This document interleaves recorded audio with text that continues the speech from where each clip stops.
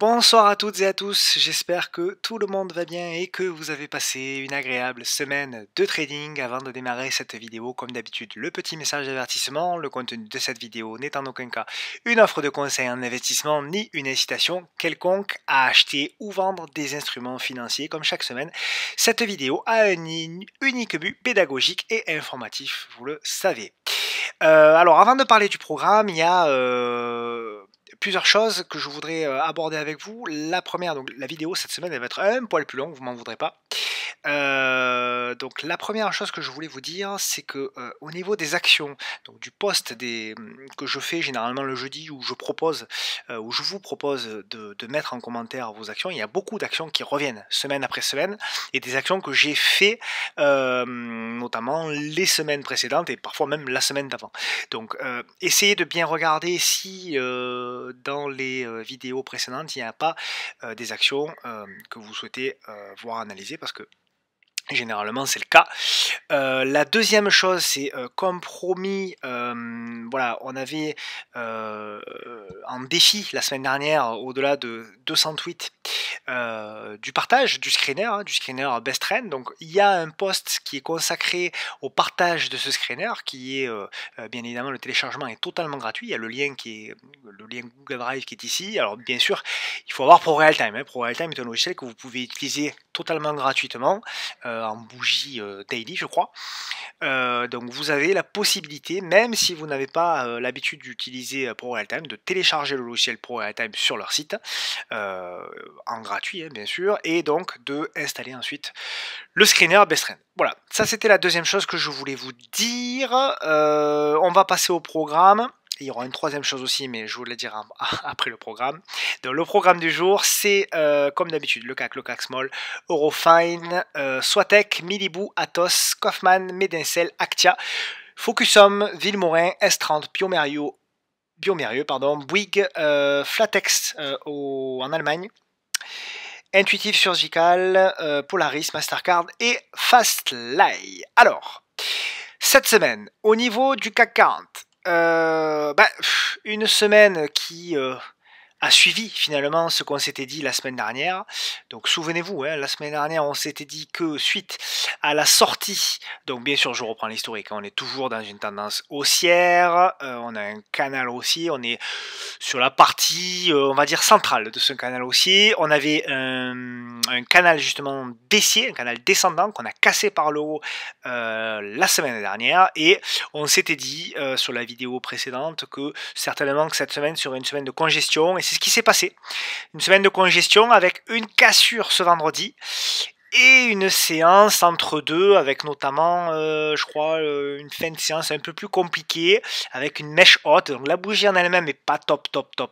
Pour moi, on est toujours sous la barrière des 6745 points. Donc voilà, on est plutôt sur le haut, c'est plutôt positif, mais on est quand même toujours encore dans la congestion. Donc pour moi, tant qu'on est au-dessus des... J'ai la même analyse, j'ai pas changé par rapport à la semaine dernière, tant qu'on est au-dessus des 6600 pour faire rond, on est plutôt du bon côté. En dessous, par contre, si on vient effectivement repasser en dessous, et notamment en dessous des 6560, là par contre, pour moi ce sera un signal de faiblesse, il faudra être beaucoup plus vigilant. Au niveau du CAC Small, au niveau du CAC Small, oui, je voulais vous montrer quelque chose parce que donc on a eu une belle semaine au niveau des small, pas de problème. On est toujours dans ce canal haussier, mais je vais l'ajuster si vous me le permettez parce que en revoyant le graphe dans la semaine justement, j'ai vu qu'il y avait un canal qui était peut-être un petit peu plus propre. Ça change pas grand chose, mais bon, je préfère l'ajuster. Vous voyez, il y a un point de contact, 2 points de contact, 3 points de contact. Ici, 1, 2, 3 points de contact également. Donc voilà, alors on est sous l'emprise pour le moment de cette résistance oblique ici, qui pour le moment fait office de barrage, mais pour moi c'est positif, surtout tant que nous sommes au-dessus de cette zone de support qui devrait désormais, qui a fait résistance, qui a été cassée et qui devrait éventuellement, s'il y a une consolidation la semaine prochaine, venir faire soutien aux alentours des 14 540 points. Et puis, bien évidemment, si on passe cette résistance oblique, là ce sera un signal bullish et là on pourra peut-être viser du coup des nouveaux plus hauts. Donc on verra en ce qui concerne le CAC Small. Pour le moment c'est toujours du bon côté, d'autant plus que la saisonnalité qui arrive est plutôt positive. Donc pour le moment, pour moi, tout est au vert, tous les feux sont au vert au niveau des small. Avant de démarrer les actions qu'on a énoncées, je voulais vous parler de quelque chose de très important. C'est pour ça que la vidéo est un petit peu plus longue. Je voulais vous parler d'Alalo. Cette semaine, Alalo. Alors Alalo, je vais être clair, c'est une daube. D'ailleurs, il suffit de regarder le graphe pour comprendre que c'est une daube. Sauf que il s'est passé sur la séance de... Je vais zoomer, hein, vous voyez, je suis obligé de zoomer à mort parce que c'est très baissier. Sur la séance de jeudi, Alalo a pris dans la séance 178%. Pourquoi ? Parce que, il y a des gens sur Twitter qui sont mal intentionnés et qui rentrent sur des actions comme ça, très baissières, très illiquides, etc. Et une fois qu'ils sont rentrés, s'amusent à repumper, c'est-à-dire font des tweets, hein, beaucoup de tweets en disant que ça y est, acheter louer l'action du siècle, etc., etc. Et puis une fois que un certain nombre d'abonnés qui les suivent rentrent, ça fait monter les cours, ça entraîne d'autres acheteurs, etc., etc. Et puis arrive un moment où il y a des acheteurs qui payent très haut parce que ils sont emportés par ce qu'on appelle le FOMO, hein. Ils payent très cher et puis ils subissent eux à l'inverse une perte. Et ils se retrouvent le lendemain avec une ligne, s'ils n'ont pas vendu bien évidemment, à moins 64% pour ceux qui ont acheté au plus haut. Donc, ce que je voulais vous dire, c'est que ces gens-là sont nocifs. D'accord ? Donc, si vous les avez dans vos abonnements, je vous invite plus que plus à vous désabonner de ces gens-là et à bien regarder, surtout quand ces gens-là vous font des recommandations. D'ailleurs, il suffit de remarquer, hein, en plus ils ont la délicatesse de supprimer leur tweet de pump en plus pour pas être emmerdé après par l'AMF, etc. Donc voilà, simplement, on fait beaucoup d'alertes à ce niveau-là, mais faites très attention à ces titres-là, faites très attention à ces gens-là. Ce sont des gens dangereux et ce sont des actions dangereuses à trader. Allez, je clôture là-dessus. On passe désormais à des actions qui sont beaucoup moins dangereuses. Et on va démarrer par Eurofin Scientifique. Alors, Eurofin Scientifique, Eurofin Scientifique, ils ont annoncé des chiffres cette semaine. Ces chiffres-là ont été sanctionnés par le marché. Alors on va dire, c'est pas les chiffres qui ont été sanctionnés par le marché, c'est plutôt, je crois, JP Morgan qui attendait des chiffres un petit peu meilleurs et il y a eu une déception à ce niveau-là. Mais pour moi, ça reste quand même, au vu des résultats, un titre avec de magnifiques fondamentaux, avec de bons chiffres. Là, on revient sur une zone importante. On a comblé, il y a même un petit gap ici. On a comblé ce gap-là. Là, au point près. Aujourd'hui, donc vous voyez, moi j'ai une petite alerte sur l'oblique, mais il se pourrait même que j'anticipe. Bon bref, tout ça pour vous dire que c'est le genre d'action, lorsqu'il y a des consolidations, des corrections, il faut être attentif et il faut regarder un petit peu éventuellement un signal d'achat. Donc pour le moment, il n'y a rien, il n'y a pas de signal d'achat, mais clairement, on revient sur une zone. Alors idéalement, ce qui serait vraiment sympa, c'est qu'on vienne titiller ici, vous voyez, la zone des 98-100 euros. Qui pourrait correspondre en même temps avec une MM200 qui viendrait à remonter ici, et une congestion là-dedans avant de casser par le haut, et effectivement, ça pourrait être un signal d'achat avec des objectifs qui pourraient être tout de suite très facilement identifiables. En plus, le gros avantage, c'est que là, on est sur des actions qui appartiennent au 440, donc on est sur action avec des grosses capitalisations, on n'a pas de problème de contrepartie, on n'a pas de problème de liquidité, et puis bon, voilà. Sur des très beaux titres. Voilà. Donc Eurofin Scientifique à surveiller éventuellement la semaine prochaine, voir un petit peu les réactions qu'il pourrait y avoir. Swatec, alors Swatec elle a fait une super semaine. Voilà. Alors nous on l'avait proposé à l'achat au niveau du salon, on l'avait proposé au-dessus des 186,50 €. On avait été déclenché sur la journée Sur la semaine dernière, on avait été même déclenché, mais ça a tenu, on a fait un pullback sur la M200, et puis c'est reparti, effectivement ça a explosé, donc là les résultats ont été très bons, accentués, je crois, par des fonds qui étaient rentrés short, qui s'attendaient à ce que les résultats soient compliqués au vu des pénuries, et notamment des semi-conducteurs, et certains fonds sont rentrés short, et je soupçonne très fortement qu'ils se sont rachetés à la va-vite, voyant les résultats de Swatech, ils se sont rachetés, et ça a engendré une accélération haussière. Alors, question qui m'est demandée, c'est est-ce que c'est le moment de rentrer sous Swatech? La réponse, je vais vous décevoir comme souvent, mais la réponse c'est non. Là, le potentiel, on vient de prendre sur Swatech, allez, même si je prends entre le plus bas et le plus haut, en 7 séances, on a pris 26%. Donc, est-ce que c'est le moment de rentrer sur Swatech? La réponse c'est non. Après, on peut toujours tenter de l'intraday avec un achat au-dessus des 207 € et essayer d'aller chercher même les 213. On peut faire plein de choses en intraday, pardon. Mais en swing, ça me paraît maintenant un petit peu tard pour rentrer au niveau de Swatech. Ça n'enlève à rien que c'est une action magnifique, et si, voilà, si on venait éventuellement à consolider, à revenir peut-être sur une zone un petit peu plus intéressante, vous voyez, il y a une zone de support là qui est pas mal, voilà, la zone des 192 par exemple, qui pourrait être une zone d'appui.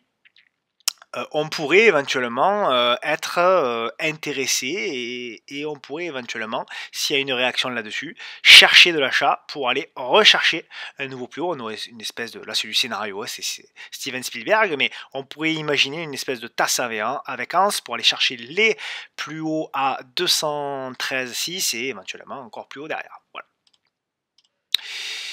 Ensuite, Milibou, tiens, ça fait un petit moment que je l'avais pas vu, celle-ci, ouais, c'est dégradé, donc c'est dégradé au niveau de Milibou. Alors c'est une jolie société, hein, Milibou, mais les perspectives de croissance, je crois, ont été un petit peu décevantes ces derniers temps. Donc là, il n'y a rien, hein, y a rien à faire quand vous voyez ce genre de graphe, quand vous voyez cette dégradation. Bon, il n'y a pas grand-chose à faire, là, on est venu, hop, s'appuyer sur ce support. Il faut attendre la congestion, il faut attendre un petit peu plus de congestion pour voir un petit peu, et éventuellement ensuite la cassure de l'oblique là pour tenter quelque chose. Attention, au niveau de Milibou, c'est pas le titre le plus liquide pour le moment. RAS, on observe. Atos. Alors, Atos, on l'avait proposé cette semaine à l'achat sur le salon lorsqu'il y a eu le double appui, l'appui sur le support ici oblique, vous voyez, et l'appui sur le support horizontal ici. Donc on est passé à l'achat aux alentours des 44 €, quelque chose comme ça. On vise l'entrée du gap et ensuite la clôture du gap. Pareil, est-ce que c'est le moment d'acheter Atos? Je sais pas, on a fait une jolie séance aujourd'hui. Est-ce qu'il y a du volume, tiens? Ouais, c'est pas mal, hein, il y a un petit peu de volume. Donc au niveau de Atos, voilà, éventuellement s'il y a un petit reflux sur la zone, vous voyez, sur la zone des 45, 20, ça peut être une opportunité de prise de position en début de semaine prochaine. Voilà, mais pour le moment, bon, difficile, hormis ce reflux-là, de revenir sur Atos.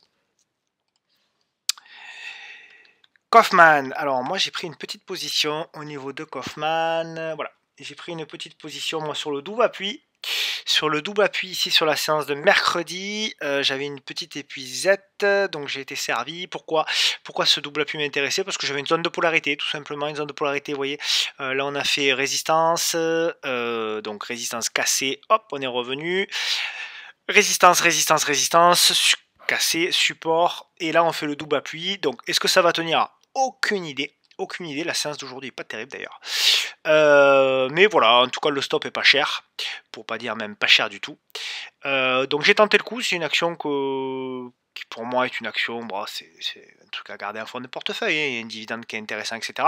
Malgré tout, si on vient à enfoncer les 34 € en clôture de séance, je n'hésiterai pas à couper. Ouais, 34. Ouais, 34. Je n'hésiterai pas à couper ma position. Donc pour le moment, c'est pas mal. Enfin, c'est pas mal. C'est une zone, en tout cas, de support. Il n'y a pas de signal d'achat. Moi, je l'ai anticipé, hein, clairement. Le vrai signal d'achat sera le dépassement des 36 €. Medincell. Alors, Medincell, celle-ci. La petite biotech. Alors, il y a eu un rebond au niveau de la zone de polarité ici, clac clac, donc là vous voyez il y avait deux fois résistance, et là elle fait désormais zone de polarité avec support. Bon, le graphique est erratique, hein, c'est de la biotech, etc., etc., même si c'est une belle biotech. Là on a cassé pour moi ce niveau horizontal qui est le niveau des 8,90 € et on a fait un petit pullback dessus, donc à surveiller. Ceux qui veulent passer à l'achat, pourquoi pas acheter à la cassure des 9,16 € pour aller chercher, pourquoi pas les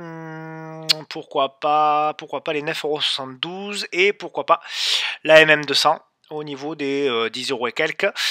Par contre, si vous voyez qu'on repasse en effet en clôture jour au-dessous des 8,80 €, pour moi, ce sera plutôt négatif. Hop là. Donc pour moi, les validations là-dessus, elles seraient plutôt au niveau des 8,76 € en clôture jour. Actia, alors Actia c'est un équipementier auto, c'est pas mon préféré, je préfère Aquel notamment, mais c'est celui qui a, voilà, c'est celui qui a donné le plus de satisfaction ces dernières semaines, puisque vous voyez on était dans une congestion, et puis on a cassé, alors tiens on avait proposé un niveau d'achat ici, on a cassé la résistance oblique par le haut. On a fait un pullback sur la M200, on a méché sur la M200, on est reparti à l'assaut. Alors par contre, est-ce que c'est pareil? Est-ce que c'est le moment de rentrer sur Actia Group? Bof, pourquoi? Parce que regardez, on a atteint un objectif technique. Donc là, pour moi, il faut attendre, alors bien sûr, elle peut continuer à monter, mais si on veut prendre une position, je pense qu'il faut attendre une congestion. Voilà, il faut attendre une espèce de congestion. Alors, comment elle va être, j'en sais absolument rien. Mais il faut attendre une espèce de congestion. Et c'est quand cette congestion cassera par le haut que là, effectivement, on pourra prendre éventuellement position avec un stop sous un dernier plus bas. Alors bon, Actia Group, attention, hein, ça fait des mèches, etc., etc.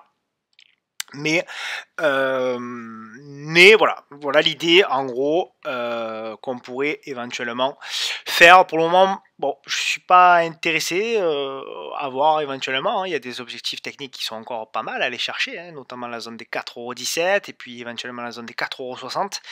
Mais là, j'ai pas de zone d'invalidation assez proche pour pouvoir trader le titre. Focusum, alors Focusum, je l'ai tradé cette semaine, voilà, j'étais rentré, donc je suis sorti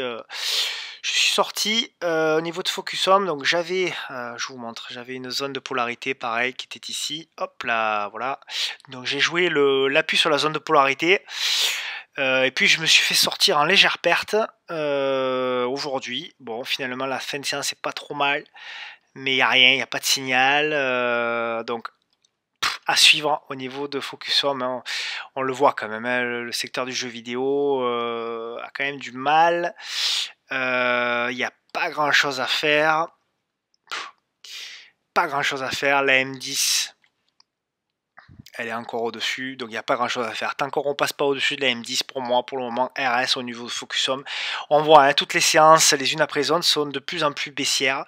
On ne clôture jamais au-dessus de la veille, au-dessus du plus haut de la veille. Donc pour moi, tant qu'on ne clôture pas au-dessus du plus haut de la veille, il n'y a pas grand chose à tenter sur Focusum. Moi je l'ai tenté, mais sincèrement, vous voyez, ça n'a pas été une réussite. Donc j'ai préféré couper, surtout avant le week-end, couper ma position. Donc on va surveiller quand même, hein, on va surveiller parce qu'on est quand même sur une zone, etc. Donc on va surveiller la semaine prochaine, mais bon, pour le moment il n'y a pas de signal. Vilmorin, alors Vilmorin, j'en ai parlé sur Twitter. Alors moi j'avais une première position, hop. Voilà, moi j'avais pris une première position à la cassure de cette figure-là, qu'on a cassé par le haut suite au résultat. Et là, ça m'intéresse. Là, ça m'intéresse parce qu'on est en train de congestionner au-dessus de la MM200. Alors, je vais me mouiller. Je pense que ça accumule là-dessus pour une raison très simple, c'est que je trouve que les résultats ont été très bons. Et je trouve que la congestion là est quand même assez sympa. Donc, moi j'ai une première position que j'ai renforcée déjà une fois. Je me garde encore un renfort supplémentaire, mais par contre, le renfort supplémentaire, je le prendrai si on venait à casser. Vous voyez, il y a un double top ici, là, un double top au niveau des 58,60 €. Donc, si Vilmorin venait à passer au-dessus des 58,60 €, je prendrais certainement un dernier renfort à la hausse, donc, pour aller chercher, pourquoi pas, Bon, c'est du swing, hein, bon, pour aller chercher. On a des plus hauts qui sont pas mal là, les 62 € par exemple, ça peut être une opportunité. Et je couperai en revanche si on venait à clôturer sous la M200, sous les 55 70. Voilà, mais c'est un titre, pour les résultats ont été vraiment très intéressants, des résultats historiques alors qu'on n'est pas sur les plus hauts historiques. Loin de là, loin de là. Donc est-ce que Villemorin va revenir aux 80 €? Je ne suis pas persuadé, mais bon, il y a des gaps ici, il y a des choses à voir, hein, Villemorin. Attention, attention, parce que si on casse les 56,60 €, on peut avoir une tendance moyen-long terme qui pourrait s'affirmer, hein, parce que alors les chartistes verront même un objectif théorique, hein, vous voyez, avec le mât, avec le biseau descendant et le report du mât. Je vais pas le faire, mais bon, vous voyez en gros l'idée. Donc à suivre, Villemorin, moi c'est un des titres que je suis le plus actuellement. Là pour le moment il se passe rien, mais je suis attentif. S30, belle séance aujourd'hui de S30. Alors moi j'en avais un petit peu, j'avais acheté, j'avais payé le support oblique hier, j'avais une épuisette donc j'ai été servi sur le support oblique. J'ai vendu au contact de la résistance. Hop, la résistance, hop, qui est ici. Tac, voilà, qui était ici. En gros, c'est une zone, la zone des 8,20 €. Donc on a clôturé en dessous. À suivre la semaine prochaine si on vient à casser éventuellement les 8,24 €. Les 8,24 €, ça peut être un signal d'achat. Bon, le problème, c'est que le premier objectif, c'est la MM200 qui risque de bloquer. Bon, elle est à 7%. Donc à voir au niveau de S30, c'est pas mal, hein, c'est pas mal du tout, vraiment. Si on arrive à passer cette zone des 8,20 € la semaine prochaine, on peut éventuellement chercher des objectifs un petit peu plus hauts. Alors attention, c'est spéculatif, hein, S30, ça reste spéculatif. Il y a un gap encore à aller combler. Le gap pour le fermer, ce serait les 10,38 €. Tiens, je vais le mettre en ultime objectif. En troisième objectif, voilà, 10,37 € exactement, à éventuellement aller chercher au niveau de S30. Mais Money Management a adapté au niveau de S30, on le sait. Biomérieux, super semaine de Biomérieux, on l'avait proposé à l'achat. Hop là, pardon. Voilà, on l'avait proposé à l'achat au-dessus des 100 € grosso modo. Une belle séance, on fait le pullback sur la M200.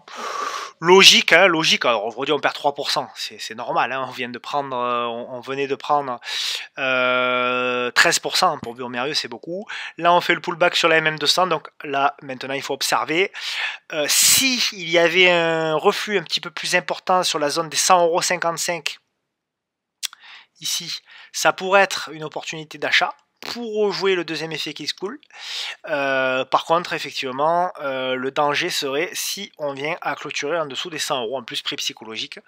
Par contre, ce qui est sympa, c'est le long terme, hein, le long terme, puisqu'après l'objectif serait d'aller chercher la robe et éventuellement de la casser pour aller chercher peut-être, là je suis présomptueux, des nouveaux plus hauts. Voilà, donc à voir au niveau de Biomérieux, les chiffres qui ont été annoncés ont été vraiment intéressants, c'est du défensif, c'est un secteur qui permet de diversifier son portefeuille, c'est une action qui est très liquide, donc voilà, il y a du potentiel, pour moi au niveau de Biomérieux, donc à suivre, pareil la semaine prochaine, qu'est-ce qu'elle va faire, qu'est-ce que le marché va faire, j'en sais trop rien, mais il va falloir observer Biomérieux sur les prochaines séances. Bouygues. Alors, Bouygues, hop là, voilà. Donc, Bouygues, on est passé à l'achat également au niveau du salon. On est passé à l'achat au-dessus des 34 €. Donc, pour le moment, bon, ça fait trop rien. On a des mèches chaudes, des bougies qui sont pas terribles. Mais bon, pour moi, tant qu'on est au-dessus de ce support oblique, qui est ici, eh bien, les objectifs sont d'aller chercher la résistance, hein, alors il y a une première zone de résistance intermédiaire à 35, puis 35, 38, et puis la dernière, la grosse, c'est les 36. Si on les casse, après il y a des objectifs qui sont super beaux, hein, et puis les derniers plus hauts, etc., etc. Pour moi, la config est vraiment intéressante au niveau de Bouygues, donc voilà, je vais essayer à titre perso, moi j'en ai un petit peu, je vais essayer de tenir ma position sur ce titre-là. J'avais raté, enfin, Non, j'avais pas raté. J'avais pris une position, mais j'avais vendu beaucoup trop tôt. J'avais vendu sur la M200, j'avais fait la cassure de l'oblique jusqu'à la M200, vous voyez, j'avais pas fait beaucoup. Et du coup, j'avais raté, très frustré, j'avais raté toute la hausse. C'est tout le plus gros, tout le cœur de la hausse. Et donc là, je vais essayer de tenir tant qu'on n'invalide pas, tant qu'on n'invalide pas au-dessous des 33,40 €. Hop, je vais zoomer un petit peu pour que vous voyez. Tant qu'on tient les 33,40 € pour moi, eh bien l'objectif c'est de rejoindre le gros morceau à 36. On part en Allemagne. Flatex de Giro. Ça fait un moment que je l'ai pas vu celle-ci. Ouais, c'est pas mal, hein. Ouais, alors belle config, très haussier, grosse correction au prorata. Bon, il n'y a rien de mal, hein. Alors, est-ce qu'il n'y a pas une petite résistance oblique qui traîne? Ouais, elle n'est pas forcément très... elle n'est pas forcément très légitime, mais c'est pas grave. Là, on a ce pivot qui bloque, donc on est revenu faire le pullback. Ouais, donc pour moi, prudent quand même, prudent. On a le niveau qui a été marqué. Achat possible sur Flatex au-dessus des 20,78 € et je mettrai stop de protection en dessous des 19,30 €. Les objectifs pour moi sont relativement clairs, c'est d'aller chercher la M200, d'aller chercher éventuellement le gap qui est ici. Il y a un petit gap ici là, vous voyez, hop, voilà, tac, il y a ce gap là à aller chercher. Et si ça passe et qu'on est gourmand, les derniers plus hauts. Donc c'est pas mal, hein, la config est pas mal au niveau de Flatex. À suivre éventuellement la semaine prochaine et les prochaines séances. On part aux US, intuitive pour Lolo, surgical. Alors, intuitive, pour le moment, j'ai pas de signal d'achat. Tant qu'on n'a pas cassé un dernier plus haut, donc vous voyez, hein, les plus hauts, c'est relativement simple. Il y a un plus haut qui est ici. Hop. Il y a un plus haut qui est ici. Il y a un plus haut qui est ici. Et il y a un plus haut qui est ici. Donc, tant qu'on ne dépasse pas ces plus hauts là, il n'y a pas de signal d'achat. On a certainement une résistance oblique. Bon, on va la tracer comme ceci. Donc, pour le moment, on est dans la congestion. Bon. Honnêtement, il n'y a pas grand chose de plus à... Ouais, c'est peut-être cette résistance oblique qui est peut-être plus légitime. Voilà. Donc tant qu'on est sous cette résistance oblique là, pour moi, il n'y a pas de signal d'achat. On pourrait tenter éventuellement un achat au-dessus des 345 $ pour aller chercher, pourquoi pas, effectivement, les derniers plus hauts à 360. En gros l'idée. Alors le stop, je vois que ça fait des mèches basses, hein. Le stop, c'est plutôt un stop mental. Si on est court terme, je mettrai une invalidation sous les 336.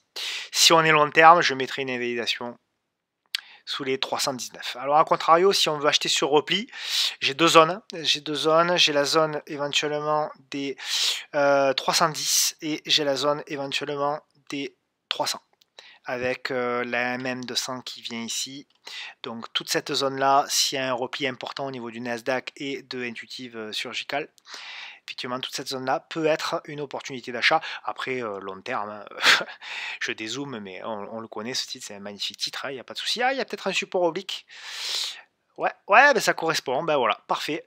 Donc toute cette zone-là, je confirme, hein, s'il y a un repli, toute cette zone-là, entre 300-310 $, ça peut être vraiment intéressant à surveiller.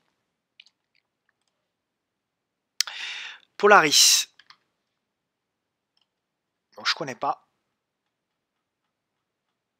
Pas mal du tout. Je sais pas ce qu'ils font. Alors en commentaire, hein, n'hésitez pas en commentaire à mettre des précisions hein, sur les titres que j'analyse, ou même à poser des questions si vous en avez, il n'y a pas de problème d'ailleurs.